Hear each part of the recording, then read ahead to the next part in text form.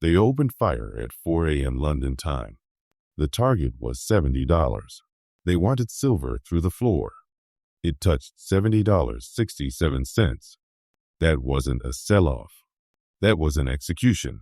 And here's what they didn't expect. It didn't break. This is our desk, our community, our fight.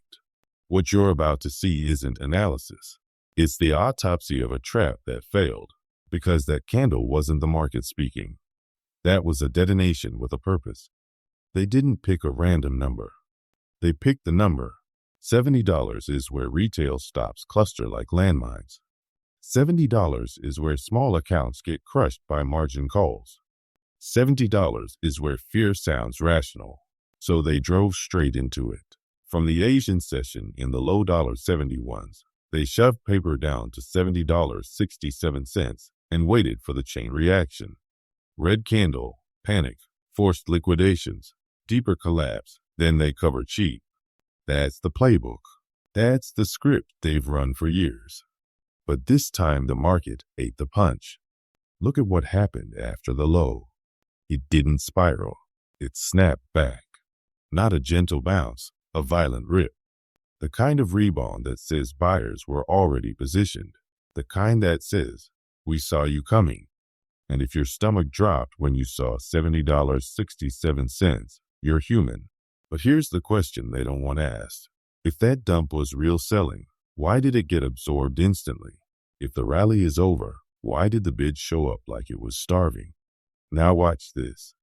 That red candle was enormous, but the volume told the real story. Millions of paper ounces dumped into a narrow window. That's not natural crowd behavior. That's coordination. And the moment it landed, someone on the other side said thank you and bought it. Not with emotion, with size, not with hope, with a procurement list. Because the buyers who matter don't trade sentiment. They trade supply. They trade delivery. They trade time.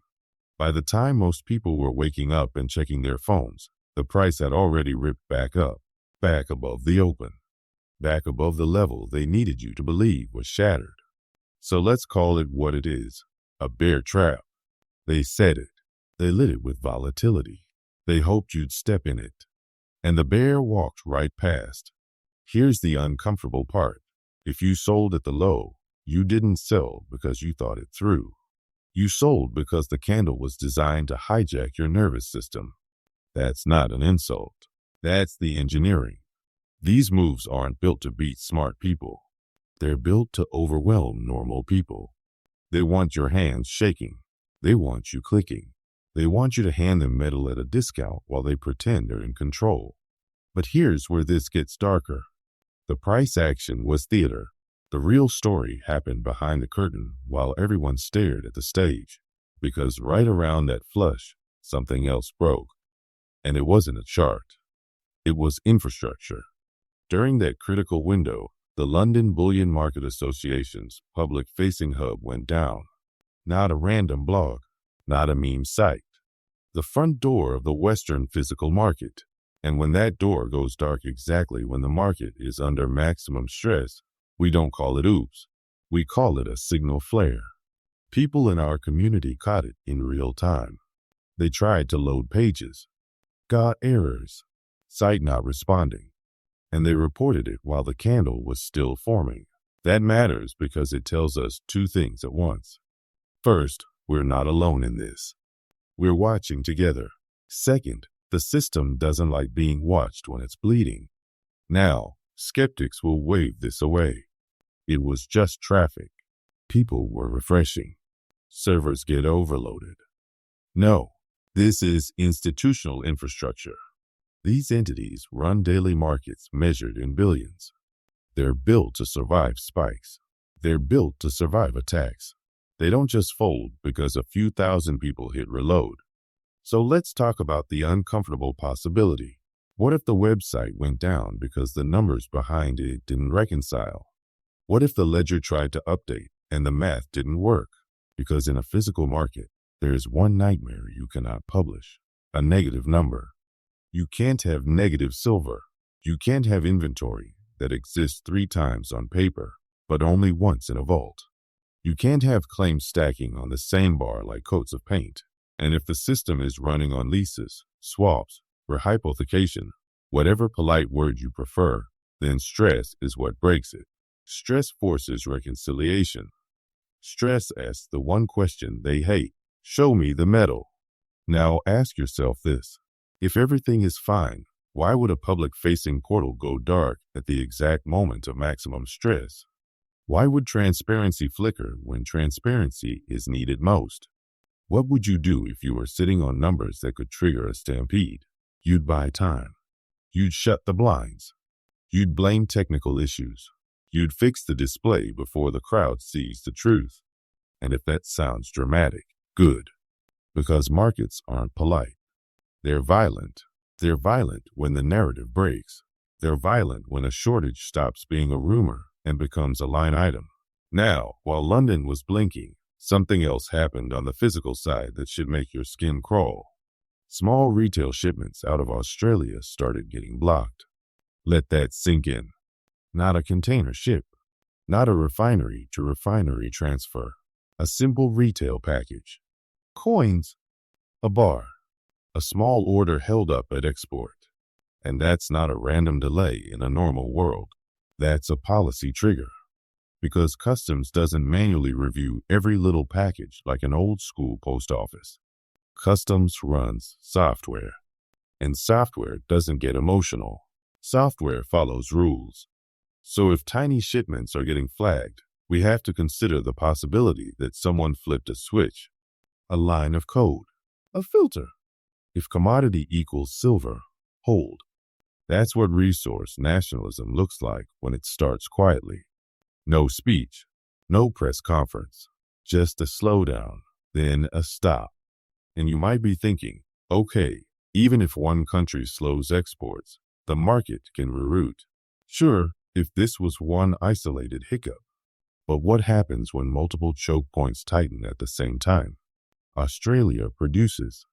Switzerland refines. London warehouses and clears. When those lanes get restricted, the supply chain isn't a river anymore. It's a dam. And here's the thing about dams. They don't sort of break. They hold, and then they fail.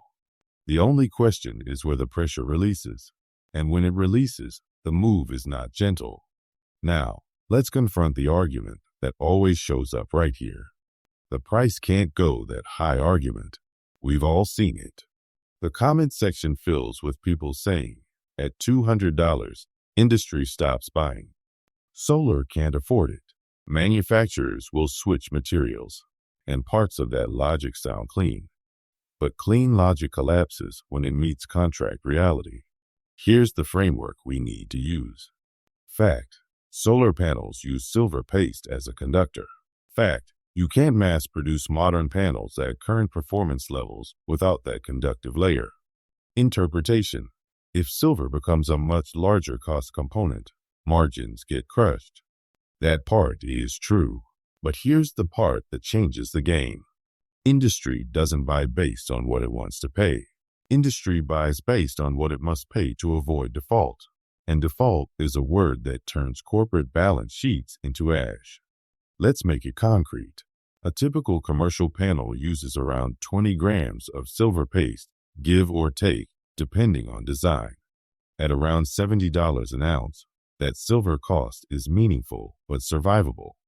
At $200 an ounce, that silver cost becomes painful. It can wipe out profit.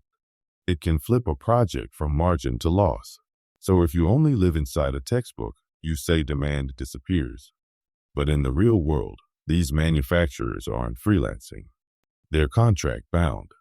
They have delivery schedules. They have utility scale projects. They have government tenders. They have penalties. And penalties are where the market becomes inelastic. If a manufacturer has a contract to deliver tens of thousands of panels by a specific date and they fail, they don't just lose revenue. They trigger penalties that can be enormous. They trigger lawsuits. They trigger financing covenants. They trigger reputational damage that kills the next order. So the decision stops being, do we like this input cost, and becomes, which option kills us slower? Option 1. Refuse to buy silver because it's expensive, miss delivery, trigger penalties, risk bankruptcy. Option 2. Pay whatever the market demands for silver, take the loss on the batch, deliver, and live to renegotiate later. If we're honest, most executives choose survival. They pay the ransom. They don't pay because they're happy. They pay because the alternative is a corporate funeral. This is why demand destruction isn't a light switch. It's a collapse event. Demand doesn't disappear neatly. It holds until companies break. And before they break, they'll bid insane prices trying to breathe. So when we talk about a high silver price, we're not talking about luxury. We're talking about liability. We're talking about what it costs to keep the machine from seizing. Now, zoom out. We just watched a coordinated flush fail. We just watched critical infrastructure blink. We just heard reports of physical export friction. That's 3 signals stacked on top of each other. And when signals stack, we don't shrug. We measure. We ask the next question. If they couldn't break $70 with a full force hit, what does that tell us about the real supply? If demand was fake, why did the rebound happen so fast? If inventories are full, why would transparency go dark under stress? If metal is abundant, why would borders start tightening on small shipments? Here's the mistake most people make. They watch silver like it's a stock. They think in sentiment. They think in headlines. But silver is not a story asset right now. Silver is a plumbing asset. It's pipes and valves and flow. And when the plumbing gets tight, price becomes secondary. Availability becomes everything. This is educational. We manage risk. But we also tell the truth. And the truth is the game changes when the system starts protecting itself. Because once the system protects itself, it starts choosing winners. Allocated versus unallocated. Delivered versus promised. Metal in your hand versus digits in an account. Now, I'm not here to tell you what to do with your money. We don't gamble. We measure. But we can ask the obvious question together. If a key market portal can go dark during stress, what exactly are you trusting when you hold a paper claim? If a shipment can get stopped at export, what happens when the squeeze turns from tight to critical? And here's the open loop nobody wants to say out loud. If this was their best shot, what's their next move? Because failed traps have consequences. When a trap fails, the hunter gets exposed. And exposed hunters get desperate. So let's map the next battlefield. They used volatility. They used a flush. They used the psychological level. They likely hoped for forced liquidation. And it didn't happen. So their next options get uglier. They can increase margin requirements. They can widen spreads. They can push narratives. They can blame speculators. But those are symptoms. They don't create metal. They don't refill a vault. They don't reopen a blocked shipment. They don't fix a ledger that doesn't reconcile. And that's why this morning matters. Not because the price dipped, but because it revealed the limits of their control. They could push the paper. They couldn't hold it down. They could scare people. They couldn't trigger a cascade. They could create chaos. They couldn't create supply. Now, watch what happens psychologically. After a failed flush, fewer people believe the next flush. That's how manipulation loses power. Not in one heroic moment. In a slow decay of credibility. And the paper market is a confidence game. If enough participants stop believing paper is equivalent to metal, premiums become the headline. Delivery delays matter more than candles. The chart becomes a distraction. The real price becomes what it costs to actually get bars. Now, let's talk about the one thing we cannot ignore. The $80 area. Not because it's magical, because it's a psychological checkpoint. If price grinds back toward that zone after they failed at $70, the narrative flips. The bubble pop story dies. And the people who sold panic to re-enter. That's where volatility can switch sides. That's where the squeeze begins to feed itself. Now, before we go further, I want to ask you something directly. When you saw $70.67 What did you feel first? Fear, anger, or calm? And second question, because this one matters. Do you think the website blackout was coincidence, or do you think it was a curtain being pulled? Drop your take in the comments. Our best advantage is that we think out loud together, because here's what we're building, whether they like it or not: a distributed sensor network. Thousands of eyes. People catching glitches, delays, outages, odd premiums, strange shipping notices. And the mainstream can't compete with that. They report after the fact. We watch it live. Now, let's address the part that makes people uncomfortable. What if the next phase isn't about price at all? What if it's about access? Because access is what shortages attack first. And when a shortage gets serious, you don't wake up to $200. You wake up to out of stock. You wake up to delivery delayed. You wake up to allocation priority. You wake up to verification required. And by the time price prints, availability is already gone. That's the sequence. And if we're seeing early signs, portals blinking, exports friction, then the risk is not just a volatile candle. The risk is a system under strain making defensive choices. Now, here's the twist. A system under strain often tries to project strength. It wants you to believe it's calm. It wants you to believe everything is normal. But defensive systems leak signals. They leak in small ways. A site goes down. A form errors out. A shipment gets held. A delay gets longer. A premium widens. Each signal is small. Together they form a pattern. And patterns are what we trade. Not rumors. Not hype. Patterns. So where does that leave us right now? It leaves us with a market that tried to flush and failed. It leaves us with infrastructure that blinked under pressure. It leaves us with physical flow that appears to be getting sticky. And it leaves us with a bigger question. If the easy manipulation playbook didn't work at $70, what happens when the market decides to test the other direction? Because squeezes don't announce themselves with fireworks. They begin with failed drops.